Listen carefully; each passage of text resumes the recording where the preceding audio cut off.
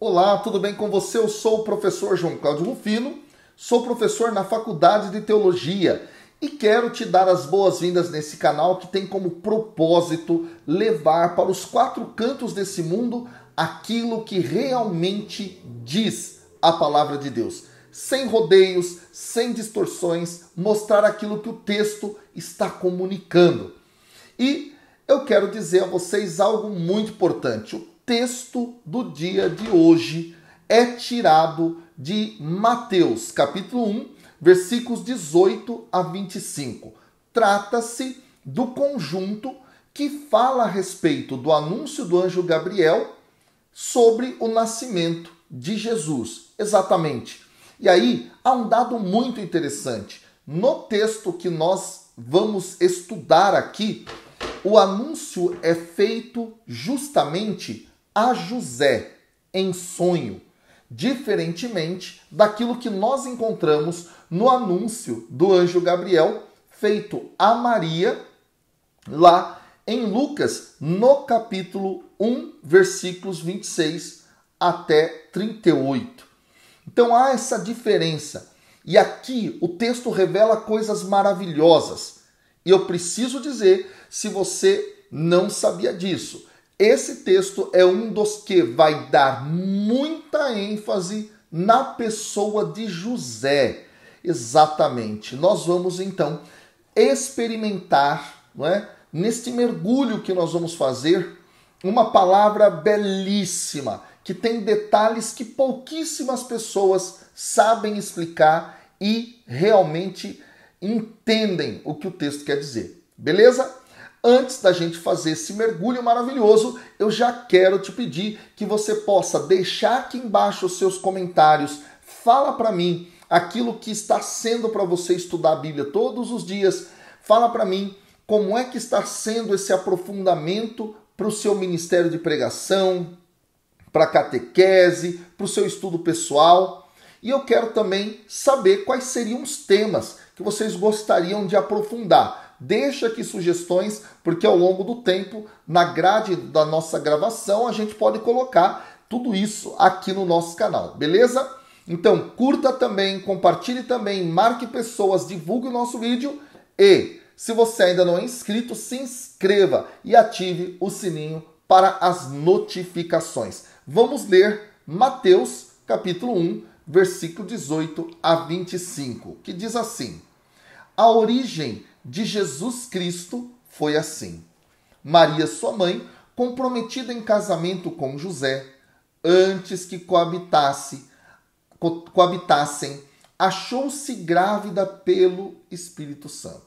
José, seu esposo, sendo justo, não querendo denunciá-la publicamente, resolveu repudiá-la em segredo. Enquanto assim decidia, eis que o anjo do Senhor manifestou-se a ele em sonho, dizendo: José, filho de Davi, não temas receber Maria, tua mulher, pois o que nela foi gerado vem do Espírito Santo. Ela dará à luz um filho e tu o chamarás de Jesus, pois ele salvará o seu povo dos seus pecados. Tudo isso aconteceu para que se cumprisse o que o Senhor havia dito pelo profeta: eis que a virgem conceberá e dará à luz um filho, e o chamarão com o nome de Emanuel, o que traduzido significa Deus conosco. José, ao despertar do sono, agiu conforme o anjo do Senhor lhe ordenara e recebeu em sua casa sua mulher. Mas não a conheceu até o dia em que ela deu à luz um filho e ele o chamou com o nome de Jesus. Bom, pessoal, a primeira grande coisa que nós precisamos saber é que todo este conjunto é organizado em torno de textos do Antigo Testamento. Exatamente. Há um processo aqui de intertextualidade. Como? Quando nós olhamos, por exemplo, para os versículos 18 a 22, todas as expressões são tomadas daquilo que está no profeta Isaías, no capítulo 7, versículo 14.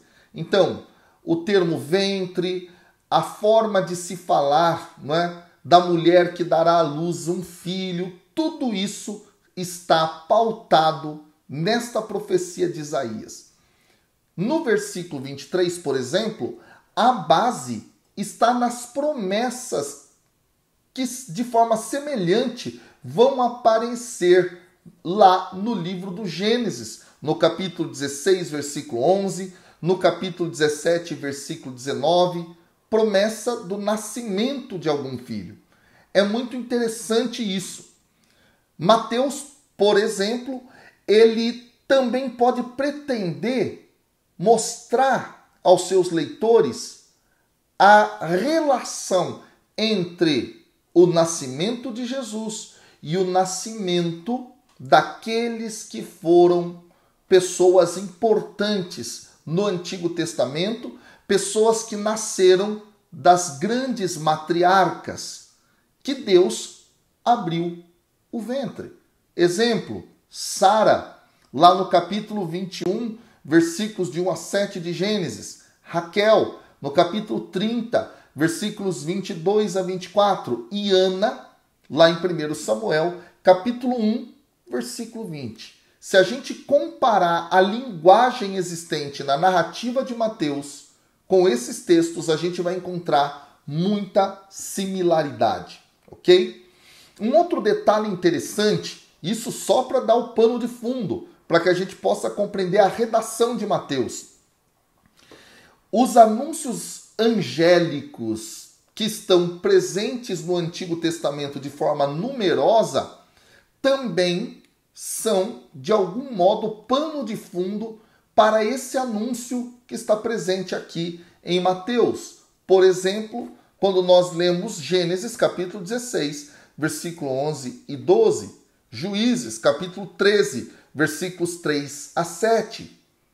Um outro dado interessante são os sonhos reveladores, que aparecem dentro da dinâmica veterotestamentária, aparecem aqui. José recebe um sonho revelador e nós temos diversos desses sonhos, só para exemplificar alguns, lá em Gênesis capítulo 37, capítulo 40, em Daniel capítulo 2, em Daniel capítulo 7 e assim por diante. Então, quando Mateus está escrevendo esse relato, ele tem a linguagem de todos esses textos e tradições do Antigo Testamento.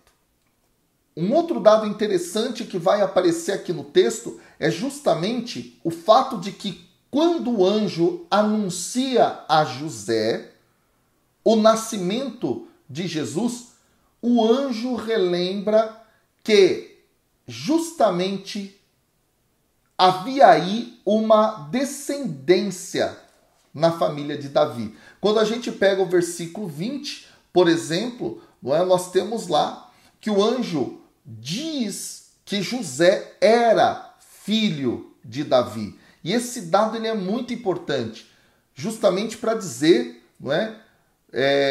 mesmo o pai adotivo de Jesus era da família real, ele era da tribo de Judá, ele era justamente um descendente da casa de Davi. Esse dado é muito interessante nesse sentido. Até mesmo por esta via, Jesus é elegível rei.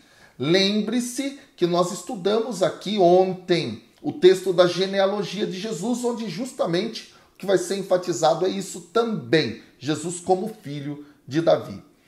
Bom, outro dado interessante é que o texto vai falar sobre José como um homem justo. E aqui a gente precisa compreender este dado. Justo dentro da tradição bíblica, no Antigo Testamento, sobretudo, é aquele que é obediente à palavra de Deus. É aquele que vive justamente a vontade do Senhor. José vai ser visto dessa forma, como aquele que pratica essa vontade, mas com detalhes espetaculares que nós já vamos ver. Bom, vamos adiantar aqui um dado também, outro fundamental. Você percebe que esse texto ele necessita de um contexto literário, justamente porque Mateus ele é muito bom nestas questões. Tá? Um outro dado aqui é que a forma como aparece essa promessa do nascimento de um filho, não é? E o aparecimento da ordem de não temer, né, para que José não tema dentro do sonho, relembra muito aquilo que é o conjunto de promessas que Deus faz a Abraão sobre o seu filho Isaque, lá em Gênesis, no capítulo 17, no versículo 19. Então, se enfatiza Jesus dentro da família de Davi e se enfatiza Jesus aqui como um descendente de Abraão, ok? Bom, vamos avançar então para o versículo 18. O versículo 18 fala, não é, que eles estavam comprometidos um ao outro, ou seja, José e Maria. O costume do noivado naquela época, pessoal, era diferente do da sociedade moderna. Geralmente, o que acontecia? Os pais de um jovem escolhiam uma jovem mulher a fim de que o filho ficasse noivo. E aí, a segunda etapa desse noivado envolvia acordos que eram oficiais. Era uma espécie de um acordo pré-nupcial que inclusive era feito diante de testemunhas. E aqui é um dado muito interessante. Se quebrava isso, se tinha um problemão naquela sociedade. Então esse dado é interessante porque quando o autor faz referência a isso, ele aumenta a tensão narrativa. Ele aumenta a tensão da trama. E neste caso, ele já no versículo 18 diz que antes que eles coabitassem, eles já estavam prometidos, antes que eles coabitassem, ela achou-se grávida pelo Espírito. E aí, pessoal, há então uma tensão no texto. E o evangelista ele continua, né? Ele continua afirmando aqui algo fundamental. Aquele que está agora no ventre de Maria, ele ali está por obra do Espírito Santo. Esse dado é muito interessante e, neste sentido, quer justamente enfatizar que aquilo que está acontecendo é uma intervenção diretamente da parte de Deus. Não tem absolutamente nenhuma intervenção humana, ok? E aí, o versículo 19 vai dizer: José, seu esposo, sendo justo, não querendo denunciá-la publicamente, resolveu repudiá-la em segredo. A penalidade, gente, aqui é um dado interessante. A penalidade para casos de adultério era a morte. Era a morte. Então, lá em Deuteronômio, capítulo 22, versículos 23 a 24, isso está presente. E aí é um dado interessante. Se ser justo era obedecer à lei, por que José, neste caso, não obedece à lei tal e qual ela está posta no Antigo Testamento? Aqui é um dado muito interessante. Justamente pelo fato de que José será compreendido como justo na medida em que ele é, sim, fiel à lei, mas esta lei mediada na interpretação de Jesus, o Cristo de Deus. Como assim? Mesmo antes de Jesus nascer, professor? Sim, esse é um dado muito interessante. José vai ser fiel à lei na medida de Cristo Jesus. Por quê? Porque ele vai assumir compaixão e misericórdia nesse caso. Porque um dado interessante é que até aqui o anjo ainda não tinha aparecido para ele. Percebe? Esse é o ponto. Como o anjo não tinha aparecido, ele age com misericórdia. E ele age conforme aquilo que será pregado por Jesus lá em Mateus, capítulo 5, versículos 6 e 7, versículos 21 e 26 e versículos 38 e 48, do mesmo capítulo 5. Ou seja, ele age com misericórdia, por isso ele é justo. Que coisa maravilhosa. E aí então, o capítulo 1 continua agora trazendo para nós uma referência maravilhosa lá no versículo 20, onde justamente diz que enquanto ele decidia desta forma, o anjo então se manifesta a ele. E aí, pessoal, no Antigo Testamento, os anjos costumavam trazer mensagens em sonhos. Esse dado é muito interessante. O anjo, como um mensageiro de Deus, chega até ele, se comunica com ele. E olha que dado maravilhoso aqui. Quando nós olhamos para o Antigo Testamento, nós percebemos que interpretar sonhos é algo que está presente em pessoas que foram escolhidas por Deus. Daniel, por exemplo, é um intérprete de sonho. Lá no capítulo 1, versículo 17, isso acontece. Capítulo 2, versículo 19 a 45 do livro de Daniel. O filho de Jacó, ou Israel, José. Exatamente, o José, lá do Egito. Ele interpreta sonhos, porque ele é um escolhido de Deus. José, aqui no Novo Testamento, é um escolhido de Deus, que tem o dom de interpretar os sonhos, de compreender a mensagem de Deus por esta via. Que coisa mais linda! Olha como José, ele é enfatizado aqui. E aí, meus irmãos e minhas irmãs, o texto diz que o nome do menino deve ser Jesus. E continua, pois ele salvará o povo dos seus pecados. O termo Jesus, em hebraico Yeshua, significa justamente Deus salva. Que coisa mais maravilhosa! O próprio anjo vai explicar o nome do menino, pois ele salvará o seu povo dos seus pecados. Portanto, no nome de Jesus já está a sua missão.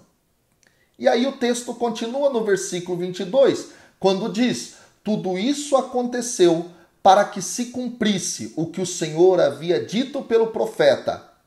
Versículo 23, eis que a virgem conceberá e dará à luz um filho e o chamarão com o nome de Emanuel, o que traduzido significa Deus conosco. Esse versículo 22 se inicia com a expressão tudo isso. E esse tudo isso implica o quê? Que Deus foi o autor final das mensagens aqui faladas. Esse dado é muito interessante. Faladas pelos profetas.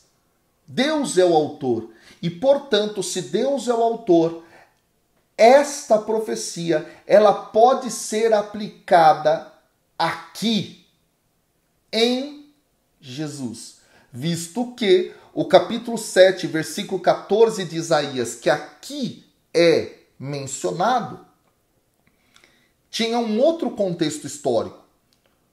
A virgem que daria luz a um filho, daria luz ao filho do rei Acás, por volta lá de 740, mais ou menos, antes de Cristo.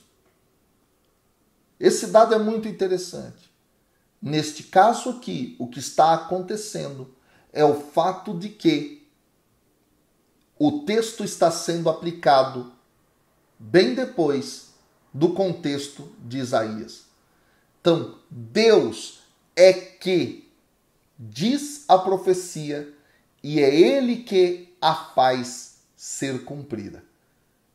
O profeta é apenas um canal, situado num tempo histórico, situado num contexto, e que muitas vezes não tem a clareza da profundidade das suas palavras. Então, aqui Mateus cita justamente Isaías 7,14. Ele cita literalmente. E cita do grego. Cita do grego enfatizando justamente que uma virgem conceberá e dará à luz um filho. Por que há essa ênfase aqui? Há essa ênfase para mostrar novamente que quem realmente tem, não é, a ação dentro dessa história toda é o próprio Deus e nenhum humano aqui, a não ser, claro, Maria, que recebe o filho, mas é uma intervenção divina radical na história. E aí, há um dado interessante. Há o nome dado aqui ao filho. Primeiro foi Jesus e agora Emanuel. Emanuel em hebraico, como o próprio texto já diz, o texto do Novo Testamento está sendo escrito em grego, por isso o texto vai dizer o que traduzido significa Deus conosco. Exatamente, é isso que significa Emanuel. Não que o nome de Jesus seja Emanuel, mas ele é justamente a manifestação de que Deus está com o seu povo. É muito interessante isso, pessoal. Isso é maravilhoso. E o texto termina nos versículos 24 e 25 de uma maneira espetacular, porque vão dizer os versículos que José, quando despertou do sono, ele agiu conforme o anjo do Senhor lhe ordenara e recebeu Maria. Aqui a ênfase justamente na obediência àquilo que Deus revelou. Ele é justo, lembra? Ele é justo, ele faz a vontade de Deus. E aí o texto vai terminar dizendo que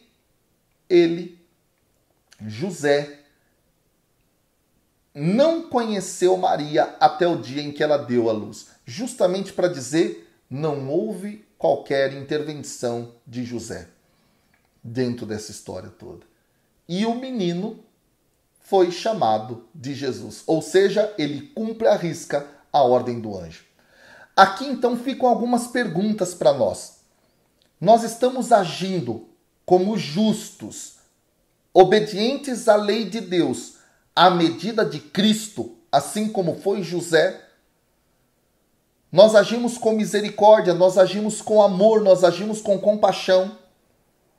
Depois, nós obedecemos realmente à vontade de Deus, agindo, colocando em prática como fez José.